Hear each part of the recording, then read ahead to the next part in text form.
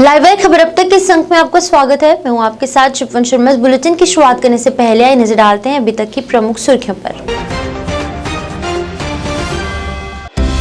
केंद्रीय मंत्री नितिन गडकरी बोले, जोजिला सुरंग बनने से दुगना होगा पर्यटन, बढ़ेगा रोजगार।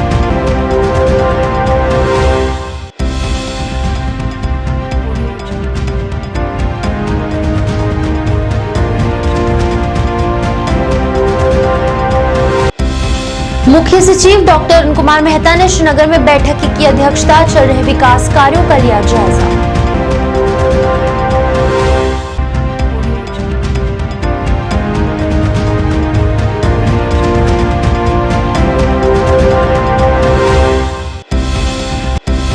सचिव स्वास्थ्य और चिकित्सा शिक्षा भूपेंद्र कुमार और निदेशक स्वास्थ्य सेवाएं कश्मीर द्वारा JLNM अस्पताल में मॉक ड्रिल का आयोजन। कहा, कोविड को लेकर कर दिए गए सभी जरूरी इंतजाम। और जम्मू कश्मीर वक्फ बोर्ड के अध्यक्ष डॉक्टर दरख्शनंद राबी ने किया जम्मू रेजिडेंसी रोड ईदगाह का दौरा। कामकाज का लिया जायजा।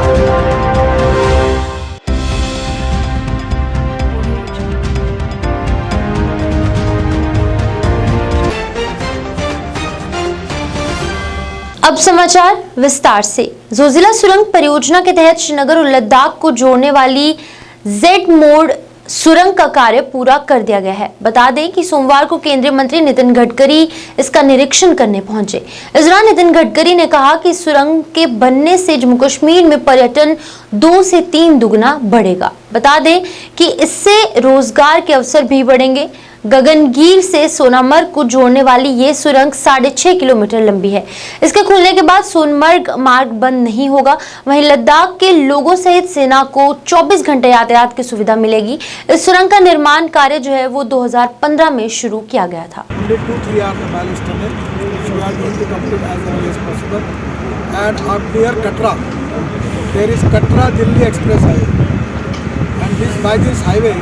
Delhi to Amritsar will be 4 hours, Katra will be 6 hours, and Srinagar will be 8 hours. By that highway we will go to Delhi, and that highway will connect to Delhi-Mumbai Express Highway. From that highway we will go on Delhi-Mumbai Express Highway, coming to Surat. The road straightly go to Mumbai, and Mumbai to Pune, and Pune to Solapur, and Kolhapur to available routes are available going to south.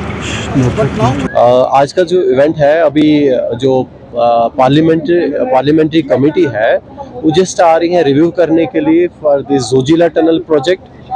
अभी जैसे हम इसकी progress की बात करें Zoji La tunnel project की, जैसे हमारे पास ये टोटल मिला के 31 किलोमीटर का प्रोजेक्ट है, जिसमें 2 टनलें, 3 मेजर ब्रिज और एक मेजर टनल है जो 13.145 किलोमीटर्स है, जिसमें अभी तक हमने 5.8 किलोमीटर्स टनलिंग जो है कंप्लीट करी हुई है।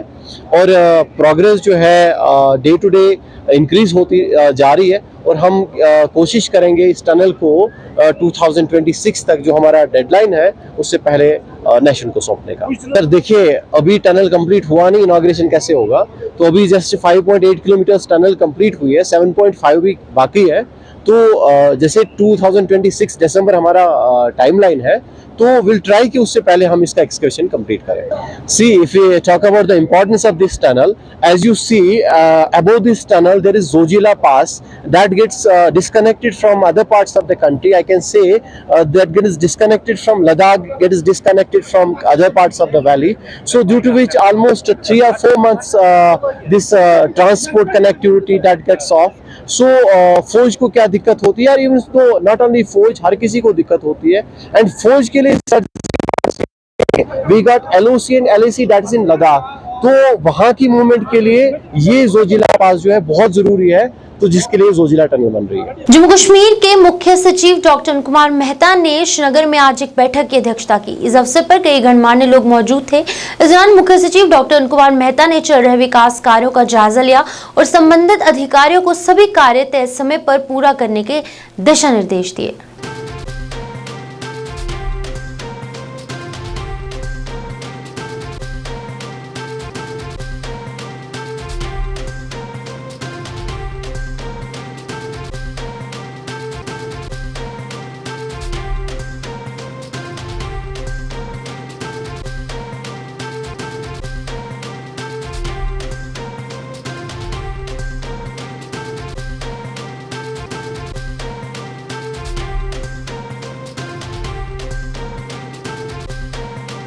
देश के साथ साथ कश्मीर घाटी में भी कोविड-19 के मामले बढ़ रहे हैं और इसको लेकर स्वास्थ्य विभाग स्थिति से निपटने के लिए सभी सावधानियां बरत रहा है। इसी को लेकर सचिव स्वास्थ्य और चिकित्सा शिक्षा भूपिंदर कुमार और निदेशक स्वास्थ्य सेवाएं कश्मीर द्वारा आज JLNM अस्पताल में मॉक ड्रिल की निगरानी की गई, जो 2 दिन तक चलेगी। इस अवसर पर बोलते हुए भूपिंदर कुमार ने कहा कि कोविड से हमें डरना नहीं चाहिए, बल्कि पहले से दिए गए दिशा निर्देशों का पालन करना चाहिए। उन्होंने कहा कि प्रशासन स्थिति की निगरानी कर रहा है और इसी को लेकर आज JNLM अस्पताल में मॉक ड्रिल शुरू की गई। उन्होंने कहा कि स्थिति से निपटने के लिए सभी जरूरी इंतजाम जो है वो प्रशासन द्वारा कर दिए गए हैं।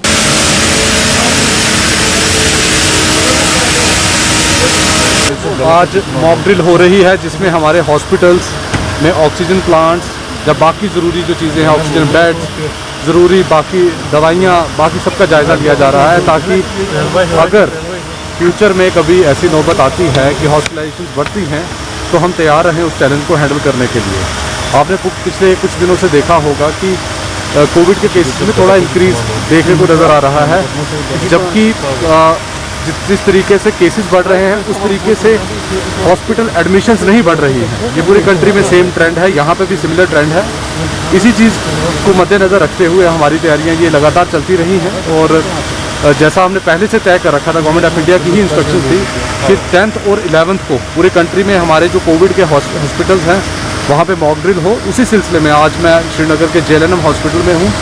यहाँ पे भी हम जायज़ा ले रहे हैं कि हमारी तैयारियाँ किस तरीके से हैं, ताकि अगर कोई कमी पेशी है उसको हम टाइम रहते हुए पूरी करें। जम्मू कश्मीर वक्फ बोर्ड के अध्यक्ष डॉक्टर दरख्श नंदराबी ने जम्मू रेजिडेंसी रोड ईदगाह का दौरा किया। इस मौके पर उनके साथ कई अधिकारी भी मौजूद थे। दरख्श नंदराबी ने वहां चल रहे कामकाज का जायजा लिया और ईद की नमाज के लिए की जा रही तैयारियों की समीक्षा की और सभी तैयारियां तय समय पर पूरा करने के दिशा निर्देश भी दिए। उन्होंने कहा कि ईदगाह में साल में 2 ही बार नमाज अदा की जाती है, जिसके चलते सभी जरूरी तैयारियां की जा रही है ताकि अकीकतमंदों को कोई परेशानी न हो।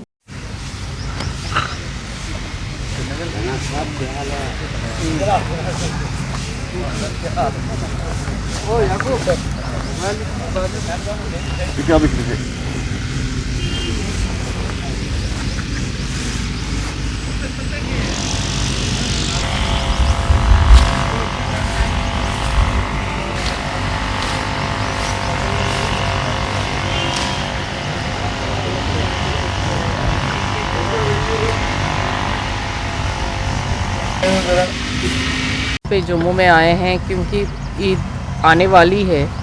यहाँ साफ़ सफाई और ईद के जो इंतज़ामात है, क्योंकि आखिरी जुमा भी जो जुमतुल विदा होता है उसमें भी हमें तैयारी देखनी है और ख़ासकर ये जम्मू का सबसे बड़ा ईदगाह है और यहाँ पे हम साल में 2 बार ही नमाज़ पढ़ते हैं, लेकिन यहाँ पे आप देख रहे हैं कि यहाँ पे सफाई ज़ोरों शोरों से हो रही है।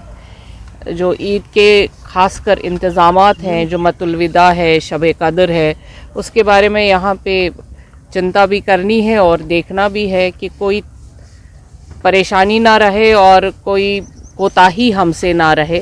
तो वो सारी चीज़ों के लिए आज हम यहाँ आए हैं। पहले यहाँ तो बाकी फिर दरगाहों में भी जाएंगे और जो हमारे वक्त के अंडर यहाँ पर मसाजिद आती हैं उनके बारे में देखना है। तमाम इमाम साहिबान से बात भी करनी है और जितने भी हमारे वक्त के एम्प्लॉई हैं उनको ये डायरेक्शंस दी गई है, ऑफिसरों को भी और डायरेक्शन दी गई है कि इस इंतज़ाम के तहत जो भी हमारे इंतज़ाम के तहत आती हैं उसमें कोई भी कोताही ना रहे। पेरेंट्स एसोसिएशन जम्मू द्वारा आज क्राइस्ट स्कूल नौशहरा की मनमानी के खिलाफ प्रदर्शन किया गया। प्रदर्शनकारियों ने नारेबाजी कर नाराजगी जताई।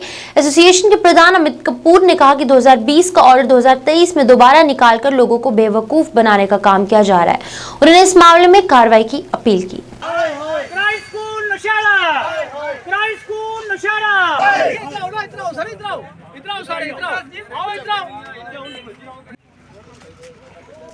नौशहरा के पेरेंट्स को लूटना।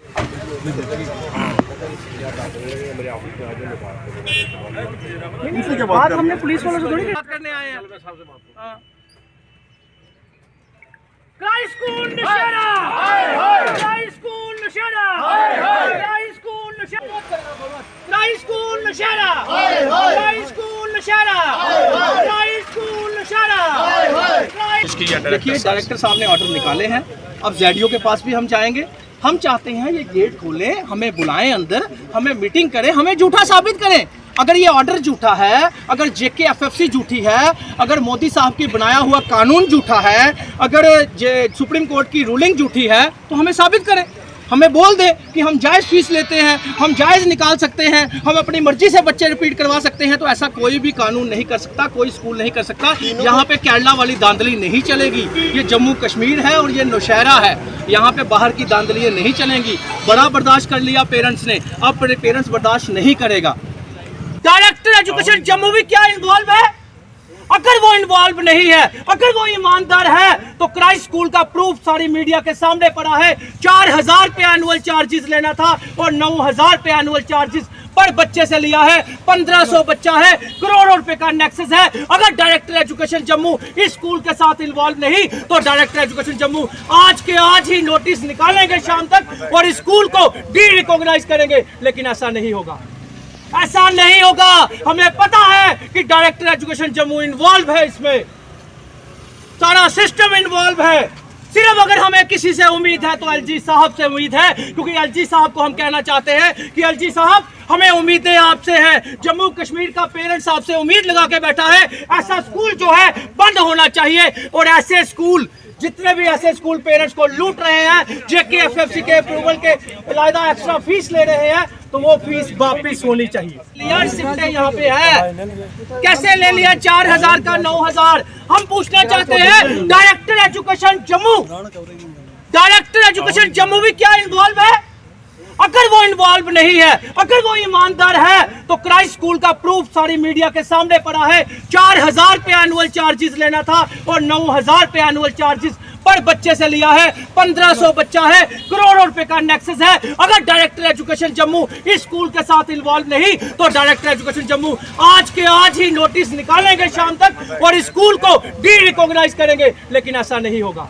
सिर्फ लोगों से पैसे लेने के चक्कर में रहता है और लोगों को टीसी देने के चक्कर में रहता है। बाकी बोलो ये प्रिंसिपल क्लास में जाकर चेक करे कैसे टीचर पढ़ाते हैं बच्चों को, वो इसको कोई मतलब नहीं है। मैं खुद जानता हूँ कि मैंने भी 77 में कोर्स किया था। जो बच्चों का इनका पढ़ाई और राइटिंग है सबसे गंदा राइटिंग है, और ये अगर उधर से केरला से आके हमारे से पैसे ही लेने के लिए आया तो आके भीख मांग, इसलिए कि क्यों लोगों को लूट रहा है। जम्मू के कुछ खिलाड़ी रोल बॉल चैंपियनशिप के लिए चयनित हुए हैं, जिसके चलते आज एक कार्यक्रम का आयोजन किया गया। इन खिलाड़ियों को मुबारकबाद दी गई और भविष्य के लिए शुभकामनाएं दी गई। भारत माता की जय, भारत माता की जय, भारत माता की जय, भारत माता की जय, भारत माता की जय। मेरा नाम रूही राजपूत है और मैं 5th role ball world cup के लिए सिलेक्ट हुई हूँ, 6th role ball world cup के लिए। और मेरे साथ खुशी गुप्ता है, ये मेरी भी टीममेट है और ये भी हमारी टीम के लिए सिलेक्ट हुई गई है। आज जाने से पहले जो भाजपा और दूसरे अधिकारी हैं ब्लॉक में, इन्होंने हमें बहुत अच्छे से फैसिलिटेट किया है। हमें ये चाहते, इन्होंने इनकी बेस्ट विशेज़ के लिए हम लोग बहुत बहुत शुक्रगुजार इस चीज़ के लिए। रोल बॉल वर्ल्ड कप के लिए सिलेक्ट हुई हूँ। मैं इन सबको थैंक यू बोलूँगी, उन्होंने बहुत अच्छी तरह हम लोगों को समाप्त किया। कब होगी ये टूर्नामेंट? ये टूर्नामेंट 21 to 26 के अंदर है और हम लोग 13 को यहाँ से जा रहे हैं। हम लोगों का शॉर्ट कैंप लगेगा, फिर उसके बाद हम लोग 21 to 26 को परफॉर्म करेंगे रोल बॉल वर्ल्ड कप के लिए। आज हमारे जम्मू जिला प्रमोद कबाही जी की अध्यक्षता में उनके दोनों महामंत्री, उनके दोनों मंडल अध्यक्ष केशव जी, रमन जी और पार्टी के हमारे सीनियर लीडर अरविंद जी और पार्टी के सभी प्रमुख कार्यकर्ताओं के साथ मिलकर उन 2 बच्चियों को जो है वो सम्मानित किया है। वो 2 बच्चियां जो हैं रोल बॉल वर्ल्ड कप में जो 21 अप्रैल से लेकर 26 अप्रैल तक पुणे में हो रहा है, उसके लिए दोनों बच्चियां जो हैं वो चुनी गई हैं। बहुत अच्छा होता है कि खासतौर पर उस नौजवान पीढ़ी को प्रोत्साहन देने में और ख़ासतौर पर हमारे जिलाध्यक्ष और उनकी पूरी टीम लगातार से प्रयास करती है कि जो भी बच्चे एक्सेल करते हैं उनको किसी ना किसी तरीके से सम्मानित किया जाए, उनको प्रोत्साहित किया जाए, ताकि आगामी आने वाले जो नौजवान दूसरी पीढ़ी है उनसे प्रेरणा लेकर जो है वो काम कर सके। उनके साथ साथ हमने आज हमारे जो इस गेम से संबंधित हमारे कोच हैं और एक टेक्निकल ऑफिसर हैं मधु शर्मा जी, सुधीर सिंह जी, उन दोनों को भी जो है वो सम्मानित किया है। 2003 से लेकर इस गेम का जो ओरिजिन है जम्मू खासतौर पर हमारा भारतवर्ष ही है, और 20 वर्ष के अंतराल में जिस तरीके से हमारी बच्चियां या नौजवान पीढ़ी जो है इस गेम के माध्यम से हमारे देश को जो रिप्रेजेंटेशन मिल रही है अपने आप में सराहनीय है। ये दोनों बच्चियां भी जो है बधाई की पात्र हैं, उनको मैं साधुवाद देना चाहता हूं कि समय निकाल कर अपनी पढ़ाई से भी एक ग्रेजुएशन कर रही है, एक BMS कर रही है, उसके बावजूद गेम के लिए समय देना और देश के लिए मेडल जीतना। 2019 में कोरोना से पहले वर्ल्ड कप हुआ था, उस वर्ल्ड कप में भी सिल्वर जीतकर इन बच्चियों ने बता दिया था कि हमारा देश, हमारी नौजवान पीढ़ी, हमारी मातृशक्ति बच्चियां जो हैं वो किसी भी तरीके से कम नहीं है। जिला रियासी मुख्यालय के साथ सटे सिला इलाके में सोमवार को ग्राम सभा का आयोजन किया गया। वन विभाग के चीफ कंजर्वेटर ब्रिजभूषण शर्मा मुख्य अतिथि के तौर पर यहां पर मौजूद थे। इस दौरान उन्होंने कहा कि स्थानीय सरकारी स्कूलों में बच्चों की संख्या को बढ़ाया जाए और इसी की कोशिश जो है वो गांव कर रहा है कि हर बच्चा जो है वो स्कूल पहुंचे। बाल मजदूरी पर भी अंकुश लगाना जरूरी है। ऐसे लोगों की तलाश कर उन पर कानूनी कार्रवाई करनी चाहिए। ग्राम सभा के दौरान वहां पर उपस्थित जनप्रतिनिधियों और स्थानीय लोगों ने समस्याओं के बारे में बताया, जिनका जल्द किए जाने का आश्वासन भी किया गया। बता दें इस मौके पर BDC chairman Parveen Begum, sarpanch Ravi Kumar, block development officer Rakesh Sharma और पंच भी मौजूद थे। मेरी 22 साल उम्र हो गई है। उन्हें पूछे यार क्यों गया स्कूल जाने एक रास्ता सारे उधर ले दिखता है सर, वो आज लोड इमेज ही दिखता है उधर मन ले एक पीर रोड ये रोड है PMGS वाला रोड है, पूरे मन ले ਜਾਂਦਾ है सारे मतलब कुछ 11 का उनका नाम पब्लिकली हाउ आपने कहा ना साना जिधर तक रोड गली सर वो गली के दिया पटार आई भी ना ले बाबू तुम ले ये मिलती है तो बैठ उतलाओ यार अल्लाह तीन क्या साइड मतलब सही सर आई छोटे हाथ देना जेडे से फोड़ देना 10 मई के दिन दे गया इधर फोड़ 10 मई 3 अगर हम गवर्नमेंट हासिल थोड़ा कोई के मतलब जितनी पंचायत आस्था कोई सीधी अपने इसी प्रोडक्शन की सोल्यूशन कंप्लीट नहीं हुआ तो सेटलमेंट ये कह रहे हैं जल्दी कंप्लीट करके हम पास भी लोगों को दे डेडलाइन कुछ दे सकते हैं तो थोड़ी कंप्लीट करके नहीं सर ये मेरे हाथ में नहीं है सर आप दे दीजिए ये पूरे में नकल में होगा जी। आज जहाँ सीला पंचायत में आज ग्राम सभा की गई, जहाँ इस पंचायत के सरपंच साहब थे और जहाँ पे जो विजिटिंग ऑफिसर थे वो और जहाँ 7 पंच थे, काफ़ी सारे लोग भी आए थे ग्राम सभा में। और जहाँ बड़ी डिटेल से सर ने लोगों को समझाया और बताया, जो जो भी स्कीमें थी उनके बारे में बताया। और साथ में जो हमारे प्लान बने हुए हैं, नरेगा का प्लान था और PRIs का प्लान था, वो भी इन लोगों को पूछा कि उनमें जो भी काम है जो सही है जो गलत है। सब लोगों ने बोला कि ये जेन्युइन काम है, सब लोग उस पे एग्री थे। और जो कुछ लोग थे, 2-3 लोग थे जिन्होंने नए काम उसमें ऐड करवाए। राहुल जी, आज हमारी सीला पंचायत में ग्राम सभा हुई जिसमें हमारे विजिटिंग अफसर प्लस हमारी BDC चेयरपर्सन परवीन बेगम जी और मेरे पंच साहिबान जितने भी थे सभी आए हुए थे, गांव के जो सारे लोग आए हुए थे। तो हमने आज जो प्लान हमारा बनना था, जैसे RDD का, मनरेगा का प्लान, हमारा कैपेक्स बजट का प्लान, ये सब लोगों के समक्ष हमने रखा है। तो लोगों ने 2-3 लोग थे जिनके काम हमने पहले उनके काम किए हुए थे, कुछ थोड़ा रेनोवेशन करने की जरूरत थी, वो हमने अभी प्रपोज किए हुए हैं। बाकी गांव वालों के सामने जितना भी ग्राम सभा हमने की, हर काम एक बंदे के सामने मतलब पढ़ के उनके बताया। और उसके बाद जो हमारा GPDP का था, वो GPDP का हर डिपार्टमेंट जो आए थे उनके से पूछ के वो साथ में इकट्ठे होके हमें उनको भी जो हमारी डिमांड थी सब लोगों ने रखी, PRI ने रखी। तो हम आशा करते हैं कि वो भी हमारे काम जो अधूरे हैं वो भी हमारे पूरे हो जाएं। जैसे हमारा JJM का चल रहा है काम, बोले जल शक्ति का, तो वो हमारी स्कीम बड़ी अच्छी चल रही है। एक और हमारा बन के तैयार हो चुका है, पाइपें बिछ रही हैं, दूसरे का भी काम लगने वाला है, 3 वार्ड का कम्प्लीट होने वाला है 10-15 दिन में, तो 2 महीने के बाद वो भी कम्प्लीट हो जाएगा। जैसे PWD की रोड वो भी चल रही है। तो और इसके बाद जो एक पेंडिंग थी वो भी बोल रहे हैं जून महीने में इसका टेंडर लग जाएगा। PWD के अधिकारी जो आए थे उन्होंने हमें बताया है। तो बाकी हमने जो हमें 2-3 बातें बोली इन्होंने कि आप जो हमारी पंचायत के चिल्ड्रन हैं उनके बारे में हमने आज वो सब पंचायत के जो PRI मेंबर हैं, लोग हैं गांव के, हमने तो बोला कि जो बच्चा कोई भी गांव का अनपढ़ नहीं रहना चाहिए, जहाँ नशे की तरफ नहीं जाना चाहिए। तो जितनी हम सबसे कोशिश होगी तो हम 100% अचीवमेंट देंगे। बेसिकली हमारी सीला पंचायत का जो डेवलपमेंट प्लान था उसको अप्रूव करना था। ग्राम सभा इसलिए रखी, स्पेशल ग्राम सभा, जिसमें बड़ा एक्टिव पार्टिसिपेशन हुआ। जितनी भी रूरल डेवलपमेंट PWD जितनी भी स्कीमें 2023-24 में करनी है, सारी की सारी डिस्कस हुई है और लोगों ने उसको सिंगल वोट से इसको अप्रूव किया है कि हाँ ये काम है, जरूरी है, ये सही काम है, रखे हुए हैं।